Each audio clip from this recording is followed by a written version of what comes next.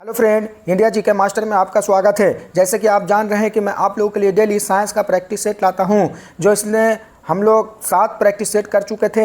आज हम लोग प्रैक्टिस सेट आज करेंगे, जिसमें से 50 प्रश्न होते हैं। या जितनी भी प्रतियोगिता परीक्षा होने वाली है, जो आगामी आने वाले जो परीक्षा होंगे, उसमें से जनरल साइंस का प्रश्न आती है, उसी को देखते हुए यह सेट मैं लाया हूं।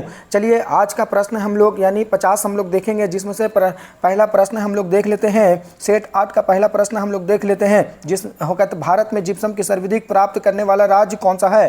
क्वेश्चन नंबर 1 क्या कह रहा है कि भारत में जिप्सम के सर्वाधिक प्राप्त करने वाला राज्य कौन सा है। यानी कहने का मतलब है कि भारत में सबसे ज़्यादा जिप्सम कहाँ होती है। राजस्थान, उड़ीसा, झारखंड, उपयुक्त इनमें से कोई नहीं। क्या हो जाएगा पहला का आंसर, आप लोग बताइएगा। पहला का आंसर का जवाब हो जाएगा 1। आप लोग कमेंट बॉक्स में जवाब जरूर दीजिएगा।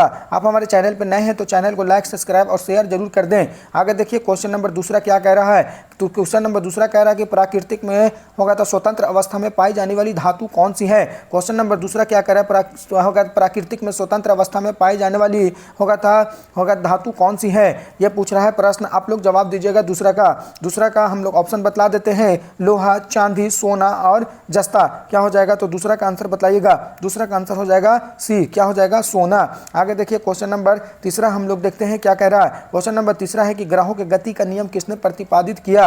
कह रहा है क्वेश्चन नंबर 3, ग्रहों के गति का प्रतिपादन नियम किसने प्रतिपादित किया था। होगा था न्यूटन, केपलर, होगा था गैलीलियो, कोपरनिकस। तीसरा का आप लोग आंसर बताइएगा। तीसरा का आंसर हो जाएगा केपलर। क्या हो जाएगा, केपलर, यानी आंसर हो जाएगा बी। आगे देखते हैं क्वेश्चन नंबर 4 क्या कह रहा है। दाब बढ़ने पर बर्फ का गलनांक, कह रहा है कि दाब बढ़ने पर बर्फ का गलनांक होगा था घटेगा, बढ़ेगा, परिवर्तित रहेगा, पहले बढ़ता है फिर घटता है। क्या हो जाएगा क्वेश्चन नंबर 4 का आप लोग जवाब दीजिएगा। क्वेश्चन नंबर 4 का आंसर हो जाएगा ए, घटेगा। आगे देखिए क्वेश्चन नंबर 5 क्या कह रहा है। क्वेश्चन नंबर 5 कह रहा है कि 1.5 मीटर लंबे व्यक्ति को अपना संपूर्ण प्रतिबिंब देखने के लिए आवश्यक दर्पण की न्यूनतम लंबाई कितनी होगी। या फिजिक्स का न्यूमेरिकल है। आप लोग को मैं आंसर डायरेक्ट बतला देता हूं, आप लोग देख लीजिए आंसर, घर में प्रैक्टिस कीजिएगा। यानी आंसर हो जाएगा बी, 0.75 मीटर। आगे देखिए क्वेश्चन नंबर 6 क्या कह रहा है। विद्युत परिपथ में फ्यूज का कार्य होता है। कह रहा है विद्युत परिपथ में फ्यूज का कार्य होता है या विद्युत होगा था धारा को कम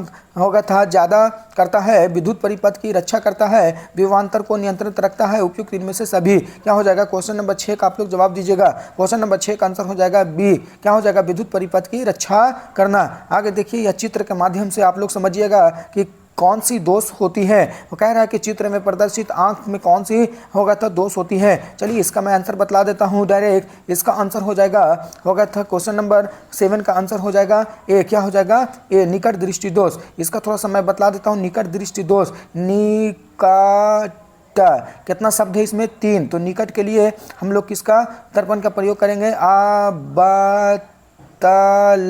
अबतल है ना, यानी 1 2 3 शब्द है। इसके लिए हम लोग 4 शब्द का प्रयोग करेंगे, अबतला यानी 4, यानी 3 के लिए हम लोग किसका प्रयोग करेंगे, 4। ट्रिक के माध्यम से आप लोग याद रखिएगा, है ना। ट्रिक के माध्यम से हम बतला दिए हैं कि निकट दृष्टि दोष में किसका इस्तेमाल करेंगे, अबतल दर्पण का। यानी 1 2 3 है ना, निकट 3 शब्द है तो हम लोग 4 का इस्तेमाल करेंगे, अबतला। इसी तरह दूर दृष्टि दोष, यानी कहने का मतलब है कि दूर दृष्टि दोष में हम लोग किसका इस्तेमाल करेंगे। यहाँ पे 2 शब्द है, 1 2, तो हम लोग 3 का इस्तेमाल करेंगे,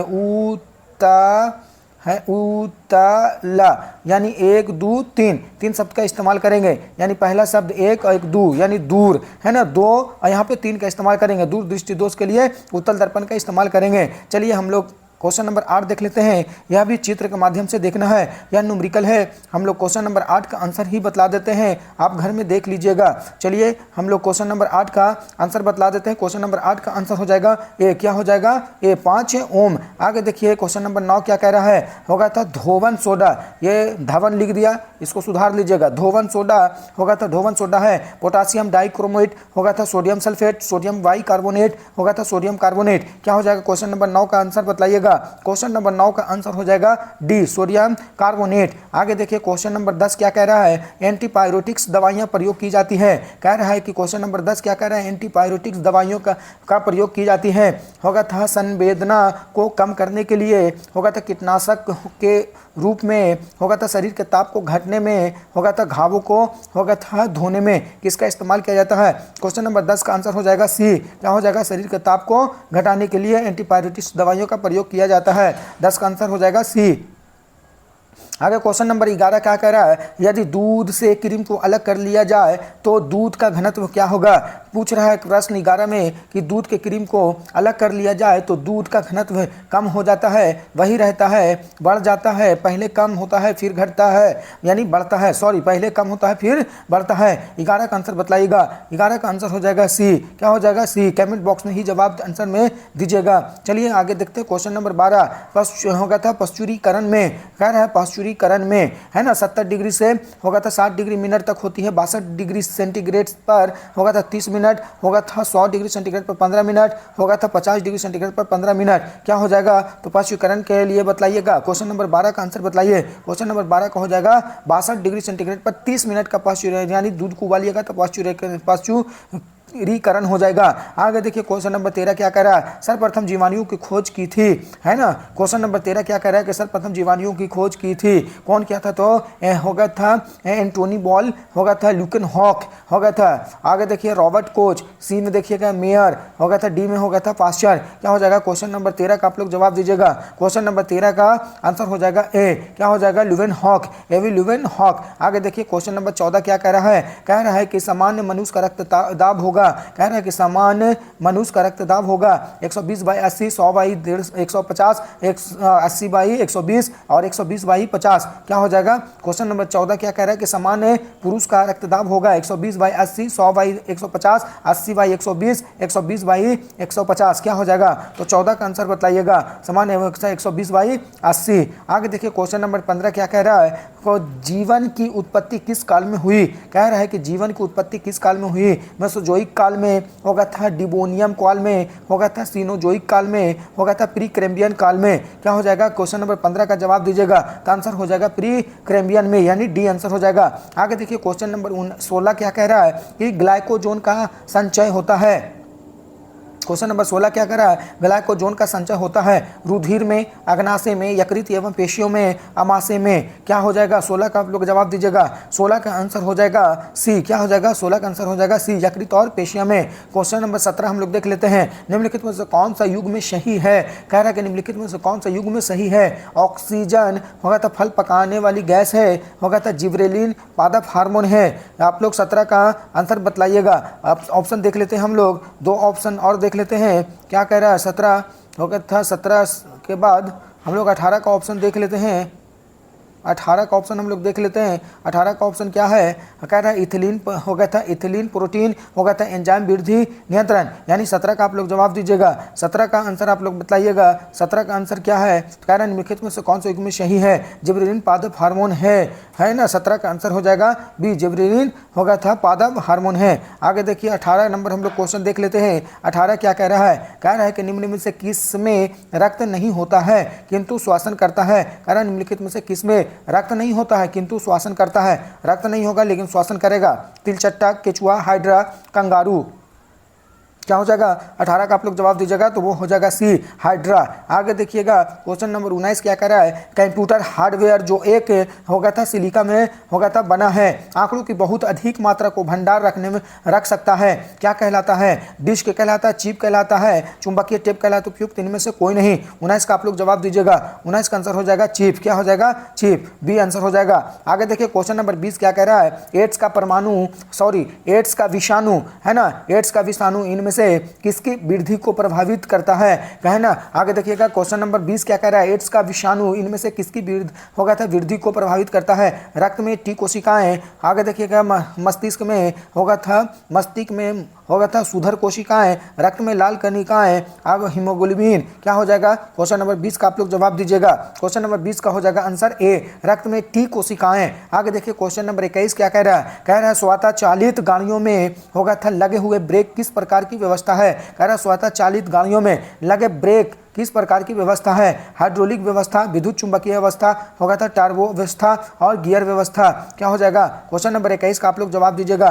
क्वेश्चन नंबर 21 का आंसर आप लोग बताइएगा कमेंट बॉक्स में जरूर। आप हमारे चैनल पर नए हैं तो चैनल को लाइक, सब्सक्राइब, शेयर जरूर कर दें। आंसर हो जाएगा ए, हाइड्रोलिक व्यवस्था। आगे देखिए क्वेश्चन नंबर 22 क्या कह रहा है, वस्तु की मात्रा बदलने पर अपरिवर्तित रहेगा। कह रहा है वस्तु की मात्रा होगा था बदलने पर अपरिवर्तित रहेगा। आयतन, भार, द्रव्यमान और घनत्व। क्या हो जाएगा, तो 22 का आप लोग जवाब दीजिएगा। जाएगा 22 का आंसर हो जाएगा डी घनत्व। क्या वस्तु की मात्रा बदलने पर परिवर्तित क्या हो गया घनत्व। आगे देखिए क्या कह रहा है क्वेश्चन नंबर 23 कह रहा है केल्विन होगा था केल्विन होगा था तापमापी का वर्ष का गलनांक होता है। कह रहा है केल्विन में होगा था वर्ष का गलनांक कितना होगा 0 डिग्री सेंटीग्रेड 373 होगा था केल्विन होगा था 0 केल्विन 273 केल्विन 100 केल्विन और 273 केल्विन। क्या हो जाएगा 23 का आंसर बतलाइएगा आप लोग 23 का आंसर बतलाइए आप लोग कमेंट बॉक्स में जरूर यानी 273 केल्विन। आगे देखिए क्वेश्चन नंबर 24 क्या कह रहा है चुंबकीय पदार्थ का उदाहरण है। कह रहा है चुंबकीय पदार्थ का उदाहरण है एल्युमिनियम होगा था नियॉन होगा था लौह सल्फेट का विलयन मरकरी। क्या हो जाएगा क्वेश्चन नंबर 24 का आप लोग जवाब दीजिएगा। क्वेश्चन नंबर 24 का आंसर हो जाएगा डी क्या हो जाएगा मरकरी। आगे देखिए क्वेश्चन नंबर 25 क्या कह रहा है रेशम के कीड़ा अपने जीवन चक्र में होगा था किस कारण से वाणिज्यिक तंतु पैदा करता है। कह रहा है रेशम का कीड़ा अपने जीवन चक्र में किस कारण से वाणिज्यिक तंतु पैदा करता है। अंडा होगा था डिंभक होगा था कोशित पूर्ण कीट। क्या हो जाएगा क्वेश्चन नंबर 25 का आप लोग जवाब दीजिएगा। क्वेश्चन नंबर 25 का हो जाएगा डिंभक होगा था जिसको बोलते हैं लार्वा। आगे देखिए क्वेश्चन नंबर 26 क्या कह रहा है। क्वेश्चन नंबर 26 हम लोग देख लेते हैं। आप हमारे चैनल पर नए हैं तो चैनल को लाइक सब्सक्राइब शेयर जरूर कर दें। जल के अणुओं के लिए कोशिका भित्तियों का आकर्षण बल कहलाता है। कह रहा है कि जल के होगा था अणुओं के लिए कोशिका भित्ति का आकर्षण बल कहलाता है। अधिकर्षण होगा था संवंजन होगा था परस्पर और जीव द्रव कुंचन क्या कहलाएगा। क्वेश्चन नंबर 26 का जवाब हो जाएगा बी होगा था सहसंजन। आगे देखिए क्वेश्चन नंबर 27 क्या कह रहा है 3 से 4 वर्ष के बच्चों में कौन से दांत नहीं होते हैं। कह रहा है 3 से 4 साल के बच्चों में कौन सी दांत नहीं होती है कृंतक रदनक अग्रचवर्णक चवर्णक। क्या हो जाएगा क्वेश्चन नंबर 27 का आप लोग जवाब दीजिएगा। आंसर हो जाएगा डी होगा था चवर्णक। आगे देखिए क्वेश्चन नंबर 28 क्या कह रहा है जीवाणु जो होगा था दलहीन पौधों की जड़ में होगा था निवास करते हैं। कह रहा है जीवाणु जो दलहीन पौधों की जड़ में निवास करती हैं होगा था क्लोस्ट्रीडियम होगा था एजोट्रोबैक्टीरिया होगा था राइबोजियम होगा था एस्ट्रोडोमोनिस। क्या कहलाएगा क्वेश्चन नंबर 28 का आप लोग जवाब दीजिएगा। क्वेश्चन नंबर 28 का सी हो जाएगा राइबोजियम। आगे देखिए क्वेश्चन नंबर 29 क्या कह रहा है। क्वेश्चन नंबर 29 कह रहा है कि किस है जीव होगा था जीवधारी द्वारा उत्पन्न एक यौगिक जो दूसरे सूक्ष्म जीवों को वृद्धि को रोकता है कहलाता है। कह रहा है किसी जीवधारी होकर द्वारा उत्पन्न एक यौगिक को दूसरे जीव होगा था जीवियों को होगा था वृद्धि को रोकता है सूक्ष्म जीवों को वृद्धि को रोकता है क्या कहलाता है होगा था प्रतिजैविक एंटीसेप्टिक प्रतिरक्षी और डी में हो जाएगा प्रतिस्कंद। क्या हो जाएगा क्वेश्चन नंबर 29 का आप लोग जवाब दीजिएगा। क्वेश्चन नंबर 29 का आंसर हो जाएगा ए प्रतिजैविक। आगे देखिए क्वेश्चन नंबर 30 क्या कहता है। क्वेश्चन नंबर 30 कह रहा है कि पर्णहरित पाया जाता है। कह रहा है कि पर्णहरित जिसको क्लोरोफिल होगा था फुली कहा जाता है पर्णहरित में पाया जाता है हरित लवक के ग्रेना में हरित लवण की सतह पर पूरे हरित लवण के विवर्तित पर आगे हरित लवकों को स्ट्रोमा पर। क्या हो जाएगा क्वेश्चन नंबर 30 का आप लोग जवाब दीजिएगा। क्वेश्चन नंबर 30 का हो जाएगा ए हरित लवक के ग्रेना पर। आगे देखिए क्वेश्चन नंबर 31 हम लोग देख लेते हैं लाइनक्स क्या है। कह रहा है कि लाइनक्स क्या है हार्डवेयर होगा था लैंग्वेज होगा था ऑपरेटिंग सिस्टम होगा था ओपन सोर्स सॉफ्टवेयर। क्या है तो क्वेश्चन नंबर 31 का आप लोग जवाब दीजिएगा। क्वेश्चन नंबर 31 का आंसर हो जाएगा सी ऑपरेटिंग सिस्टम। क्वेश्चन नंबर 32 हम लोग देख लेते हैं। आप हमारे चैनल पर नए हैं तो चैनल को लाइक सब्सक्राइब शेयर जरूर कर दें ताकि आप लोग को आने वाले आगामी जो प्रतियोगिता परीक्षा होने वाली है साइंस से जितने भी प्रश्न आए आप लोग को दिक्कत ना हो। चलिए हम लोग देख लेते हैं क्वेश्चन नंबर 32 हवाई जहाज के ब्लैक बॉक्स का रंग होता है। अरे हवाई जहाज के ब्लैक बॉक्स का रंग होता है क्या होता है तो काला लाल बैंगनी रंगीन। क्या हो जाएगा क्वेश्चन नंबर 32 का आप लोग जवाब दीजिएगा। क्या हो जाएगा तो नारंगी डी आंसर हो जाएगा। आगे देखिए क्वेश्चन नंबर 33 क्या कह रहा है निम्नलिखित में से कौन सी एक सदिश राशि है। कौन सी है तो संवेग दाब ऊर्जा कार। क्या हो जाएगा क्वेश्चन नंबर 33 का आप लोग जवाब दीजिएगा। क्वेश्चन नंबर 33 का आंसर हो जाएगा ए संवेग। आगे देखिए क्वेश्चन नंबर 34 क्या कह रहा है जब सितार और बांसुरी पर एक ही स्वर बजाए जाए तो उसे उत्पन्न ध्वनि का भेद निम्नलिखित में होगा था अंतर के कारण किया जा सकता है तो बतलाइएगा। क्वेश्चन नंबर होगा था 34 का आप लोग जवाब बतलाइएगा।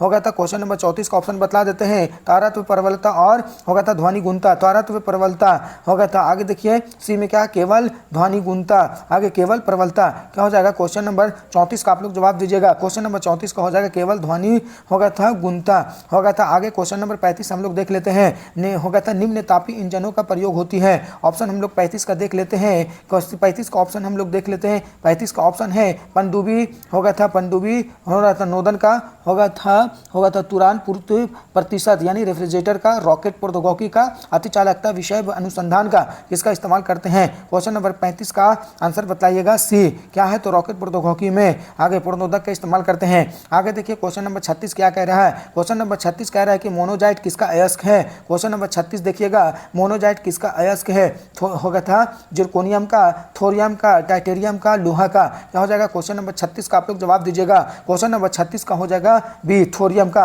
आगे क्वेश्चन नंबर 27 देख लीजिए क्या कह रहा है। क्वेश्चन नंबर 27, निम्न लवणों में से सागरीय जल की लवणता में होगा था किसका अधिकतम होती है। कह रहा है निम्न लवणों में होगा था, लवणों में सागरीय जल की लवणता किसका अधिकतम होती है। कैल्शियम सल्फेट का, मैग्नीशियम क्लोराइड का, मैग्नीशियम सल्फेट का, होगा था सोडियम क्लोराइड का। क्या हो जाएगा, तो 37 का आप लोग जवाब दीजिएगा। 37 का आंसर हो जाएगा डी, सोडियम क्लोराइड का। आगे देखिए क्वेश्चन नंबर 38 क्या कह रहा है, निम्नलिखित में से कौन सा कोलाइड नहीं है। कह रहा है निम्नलिखित में से कौन सा कोलाइड नहीं है, नहीं पूछ रहा, दूध, खून, आइसक्रीम, शहद। क्या हो जाएगा क्वेश्चन नंबर 38 का आप लोग जवाब दीजिएगा। क्वेश्चन नंबर 38 का हो जाएगा आइसक्रीम। आगे देखिए क्वेश्चन नंबर 39 क्या कह रहा है। कह रहा है कि छिछले होगा था हैंडपंप से होगा था पानी पीने वाला लोगों को नीचे होगा था लिखे सभी होगा था रोगों को होने की संभावना है। कह रहा है कि छिछले होगा था हैंडपंप से पानी पीने वाले लोगों को होगा था नीचे लिखे सभी रोगों का होना संभव हो जाता है सिवाय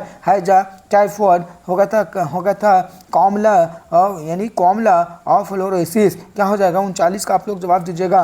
39 का आंसर हो जाएगा डी, फ्लोरोसिस। आगे देखिए क्वेश्चन नंबर 40 क्या कह रहा है, निम्नलिखित में से कौन सा रोग बैक्टीरिया से होता है। कह रहा है निम्नलिखित में से कौन सा रोग है जो बैक्टीरिया से होता है। क्या से होता है, बैक्टीरिया से होता है। तापेदिक, पीलिया, चेचक, मेम्स होगा था। क्या होगा ऑप्शन बतला देते फिर से, तापेदिक होगा था, पीलिया, चेचक और मम्स। क्या हो जाएगा, तो क्वेश्चन नंबर 40 का आंसर हो जाएगा ए, तापेदिक। आगे देखिए क्वेश्चन नंबर 41 क्या कह रहा है।